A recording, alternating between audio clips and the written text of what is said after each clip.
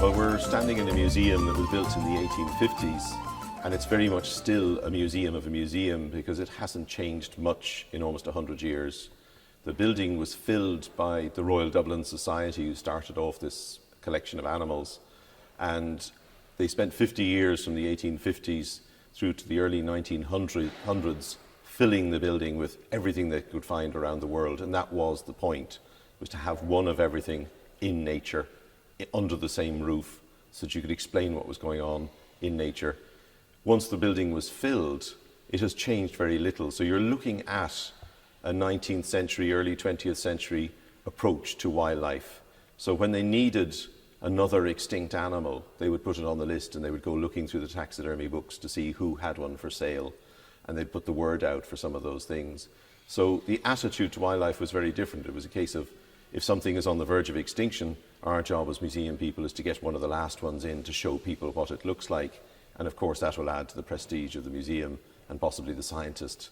And 100 years later, the attitude would be totally reversed. Any scientist who set out to get the last of something for anything other than a breeding program would be a pariah, as opposed to a hero in their own scientific community.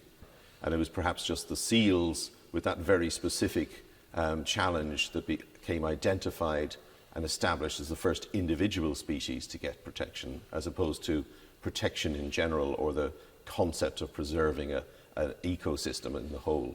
Well, I think we've got the advantage that we've got more than 100 years of understanding that we can affect ecosystems and we can cause the collapse of a population. We now have a lot of professional scientists. That's not something that was true in wildlife terms until the mid-19th century. A huge amount of the endeavour was by people who were amateurs. Some of the biggest names in science, like Darwin, were basically amateurs. They had private incomes or they had other jobs, and it was their passion to do wildlife.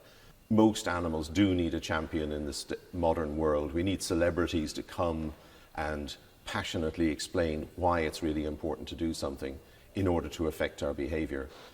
While people aren't necessarily hunting animals to the edge of extinction, they're happily driving their cars on motorways that have ploughed up big areas of the landscape, and you've got to try to persuade people that they've got to leave a lighter footprint on the earth.